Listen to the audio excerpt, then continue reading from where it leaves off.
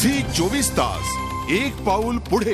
इजिप्तच्या राष्ट्रपतीपदावरून आज मोहम्मद मोर्सी यांची हकालपट्टी झाली। मोर्सी यांना लष्कराने दिलेला 2 दिवसांचा अल्टिमेटम आज संपला। अखेरीस लष्कराने त्यांना पदच्युत करून नजरकैदेत ठेवलं।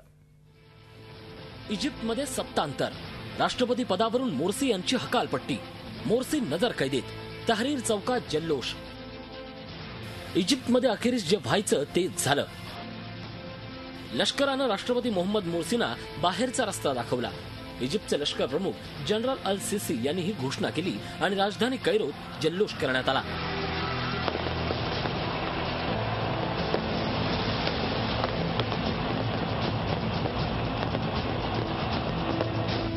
विरोधी पक्षांची समझोता करा, त्यांना विश्वासात घ्या, असं अल्टिमेटम लष्करानं मोर्सींना दिलं होतं। मात्र मोर्सींनी याला प्रतिसाद दिला नाही।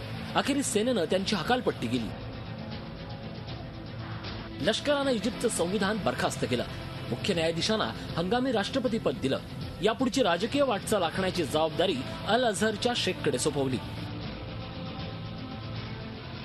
इजिप्तमध्ये अल अझहर ही सर्वात प्रतिष्ठित इस्लामी संस्था आहे।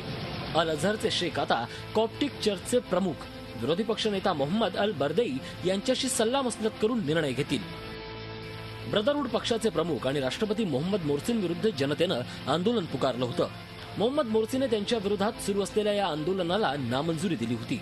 लष्करानं तणावग्रस्त भागात बंदोबस्त वाढवला होता। देशाला छावणीचं स्वरूप आलं होतं। मात्र अखेरीस मोर्सी यांची सत्ता हटवली गेली।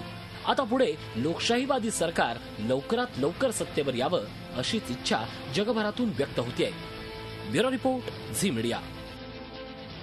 झी 24 तास एक पाऊल पुढे।